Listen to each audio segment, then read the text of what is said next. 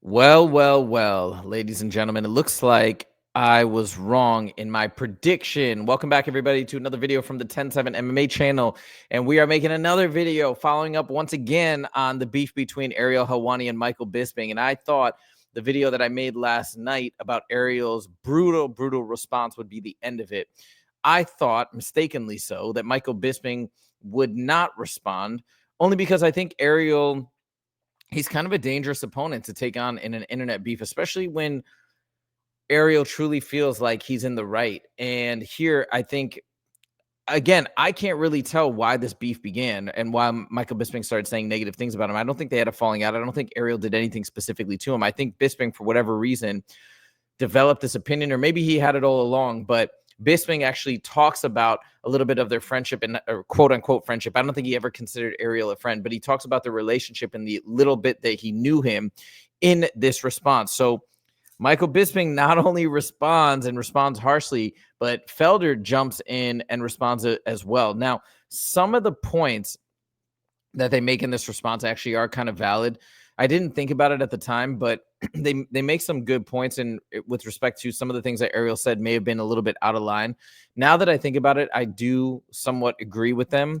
Maybe Ariel was taking some low blows. In Ariel's defense, he's not the one that fired shots first, right? He's just responding. So he probably feels justified in whatever he wants to say, because from his perspective, he's just sitting there minding his own business and then getting attacked by these guys for no reason. But anyways, it's a pretty brutal response. I actually saw it last night, but wasn't able to make a video until this morning. But I wanted to jump on it right away because this is getting very interesting between these two. It's so funny in this sport. Sometimes some of the most interesting beefs aren't even with active fighters. And in this case, not even a fighter in the case of Ariel Helwani. But without further ado, just a super quick recap.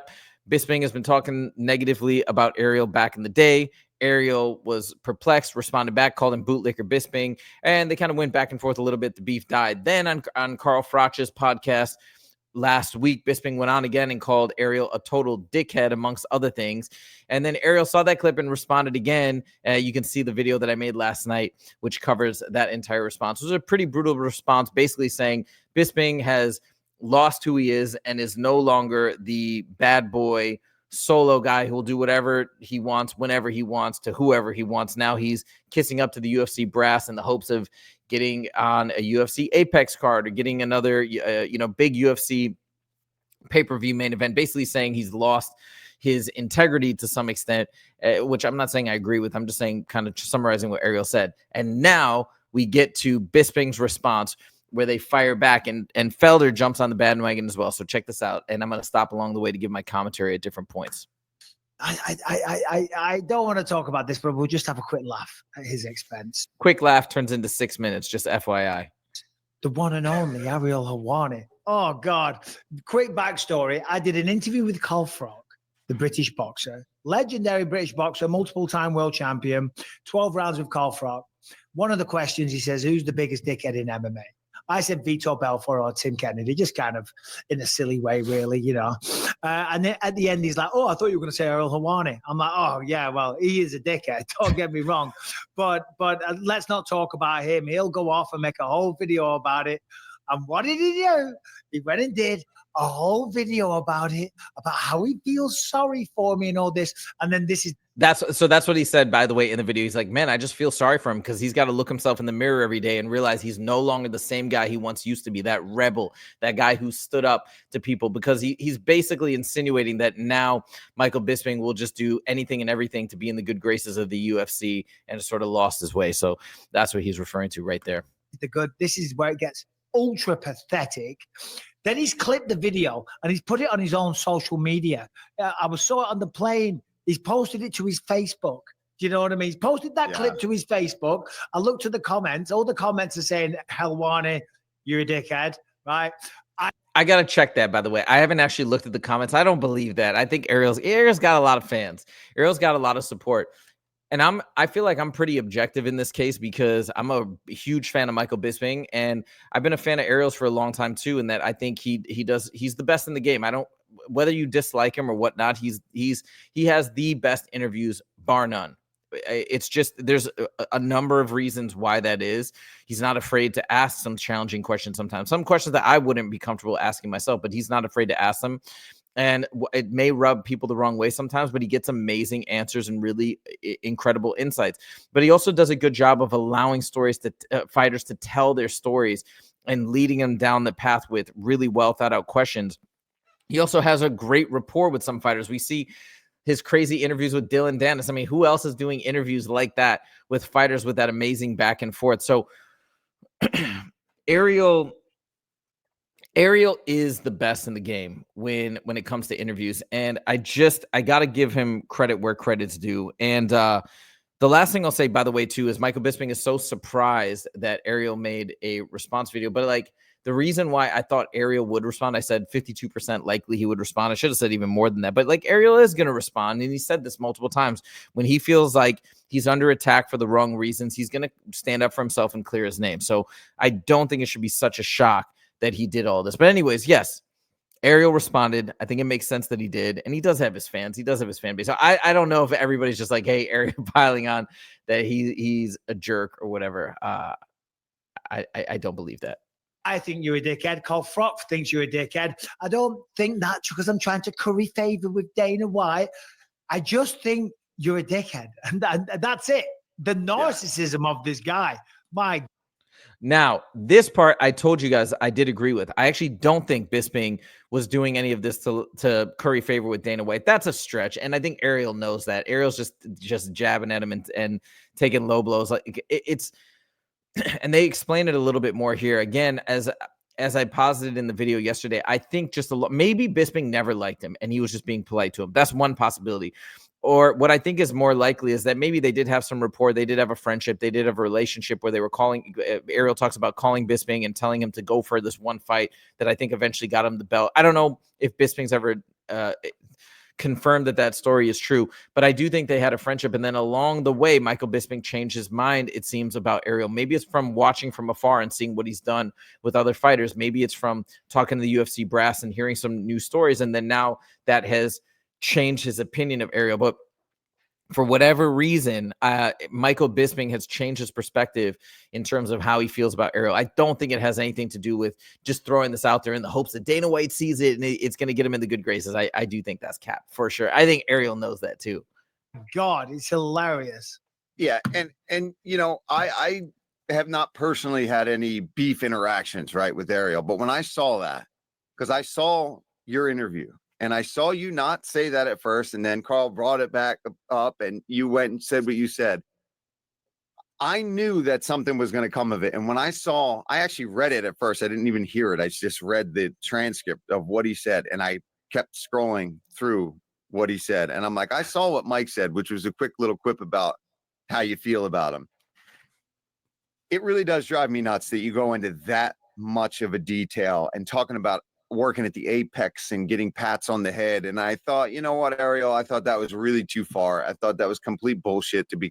What he's referring to is he's saying that Michael Bisping is basically doing all this stuff and talking negatively about Ariel. So again, the UFC would be like, bravo, good job. And they'll get him a UFC Apex card. And then he made kind of a funny joke. He's like, yeah. And then you're going to sit there and hope that maybe if Joe Rogan gets sick, if John Anik gets sick, and if Dominic Cruz gets sick and they all get sick, maybe you'll get that chance to step up and commentate at a UFC pay-per-view event. I mean, it's just, and I think all of that is, it's not even legitimately the case. It's not like Michael Bisping, I'm sure, is very happy with his position and probably will one day be commentating and take over one of those positions for whoever, or maybe he'll be slotted in regular. I mean, Michael Bisping is very good at commentating. I feel like I can say that, especially as I do commentating for Fusion Fight League. I'm purely an amateur, barely an amateur compared to these guys. But just knowing what the job entails and watching Michael Bisping, I try to watch him and learn from him. So I do think he's very good. But yeah, Ariel painted that in a negative way. And Paul Felder, another commentator, is obviously taking offense to it. And I get it. Ariel even threw out a slanderous little jab saying, hey, yeah, just cross your fingers and hope you can get that show to get your 5,000 for the show. And they correct him on the amount that they're getting paid. But I thought I do agree with him. And I can see why Paul Felder is jumping to Bisping's defense here, because that was also a jab at Paul Felder and basically anybody else who might be on the commentary team, to be honest. Completely honest with you, because you know what? I get those same jobs. I work at the Apex too. And I'll tell you what, whether I'm working 314 or the UFC Apex, guess what? I get paid the same amount of money to be there, and it's not $5,000. It's Ariel, way more, multiples of $5 grand. Which just that's interesting, by the way, because multiples of $5 grand. What does that mean? I'm guessing 15,000. That's pretty dope. That's pretty dope, especially considering what you get for other promotions, smaller promotions. I mean, that's a ton. That's amazing. And think about it. If you guys have ever done a commentating or never done a commentating gig, basically what it is, it's the most incredible job you can ever have. You're basically you have the best seats in the house. You're next to the cage. You're talking about the fights. And on top of it, you get, let's say, I'm just estimating, let's say you get 15 grand just to be there all day and watch your favorite sport unfold and talk about it with your boys. It's absolutely incredible. So anyways, but that was kind of a cool little rebuttal and discussion and basically a tiny insight. I'm going to say, let's say safely they're making between 10 and 20,000 per show. And I didn't know that. And hey, props to them. That's bank. And frankly, you're getting paid to have fun. Shows again how little he knows about the sport. And it's not surprising because the last time he was at a UFC event, because he said he feels sorry for me.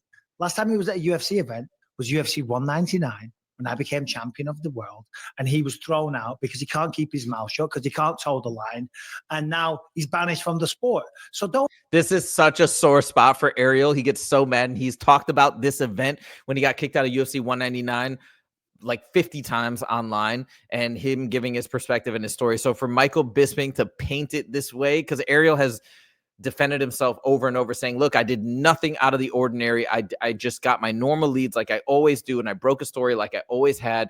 But there was other things that were going on. It wasn't just that it wasn't that even he betrayed any confidences, because according to Ariel, he didn't. He just he broke the story like he always has. But the issue was the UFC had other plans. But on top of that, there were other things that I think they were already upset with Ariel for some of his investigative journalism, some of the questions he was asking. They've always said that he was being a little too negative for their liking. So I think this was the straw that broke the camel's back. But the fact that Bisping is painting the narrative this way, that he couldn't keep his mouth shut, and basically alluding that he betrayed some confidences, I guarantee you Ariel's going to respond to this, which is going to be another video for me. Don't feel sorry for me, Ariel. I get to go to the events. I get to walk in and feel the energy and the vibe and the atmosphere. And I get to see all these young up-and-coming fighters and speak to them and be a part of it. And whatever capacity it is, I love that. And you love that. And we love that, because this sport is part of our DNA. He's sitting there in his little broom cupboard doing like his CNN or BBC News version of MMA coverage. Okay. And just shut up. Just let it go, Ariel. You're in your mid-40s, man. What are you going to do? Respond to everybody like this? Anyway, it actually makes me laugh. It's so pathetic. Yeah, I was kind of amused by it. And again, this is somebody I got no grudge against anybody in that area of MMA and what do you call it? Reporting and things like that. But yeah, that kind of bothered me too, just because I kind of associate myself with all those same things. Like, and I don't do anything to get a pat on the head from Dana White. Dana wasn't even there this weekend. You know what I mean? Like, he's doing his own thing. He's not worried about every little thing that we say on a podcast or that we say in our personal lives. It's just not. It's just not how exactly. It is. We're not all kissing the ring and doing all that kind of bullshit. You know, this whole put us in these positions to do our thing. I've changed. This is what he said. He said, oh, yeah, I used to be a bad boy and this and that. And now look at him. It's like, you don't know me. You've never known me. I used to work with him a little bit at Fox Sports before he got fired. And then he went off and did something else, right? He doesn't know me. He's never known me. And if he did. There's another thing that Bisping just said there, where he said, we used to know each other a little bit at Fox Sports until he got fired. And Ariel talked about this as well. If this is the job I'm remembering correctly, it wasn't that he got fired. It was either like they were downsizing and they had to let him go, or he left of his own volition to go somewhere else. But he's made it clear that he's never been actually fired from any position. So the fact, because he got into a whole beef with Brendan Schaub about this. So the fact that Michael Bisping threw that out there, I'm going to double down on my belief that Ariel will definitely respond to this video. He'd know me. He'd know I am exactly the same.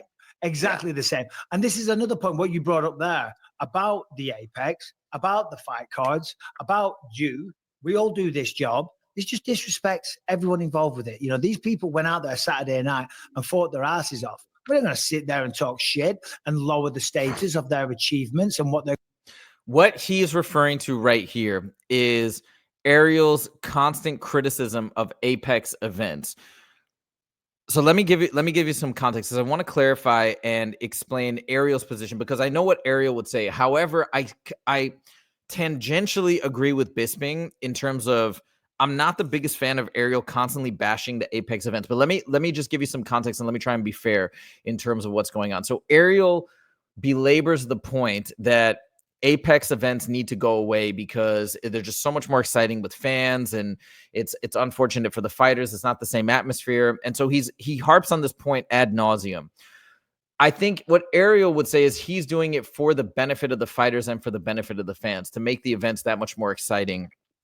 So he might feel like he's fighting the good fight, I suppose. But as I've mentioned many times with the decisions that the UFC makes, there's probably a million decisions behind the scenes that are being made that support the fact that Apex events will continue. Maybe it allows them to have much more events and more opportunities for fighters. Again, I'm speculating. I don't know the exact reason, but to constantly critique it in that way, I think is a little bit short-sighted, because we don't know that might be creating new opportunities for all these fighters. And also, like, how many times are you going to bring it up? Like, it's an organizational question. They may not be your favorite, but I agree with Bisping on this end.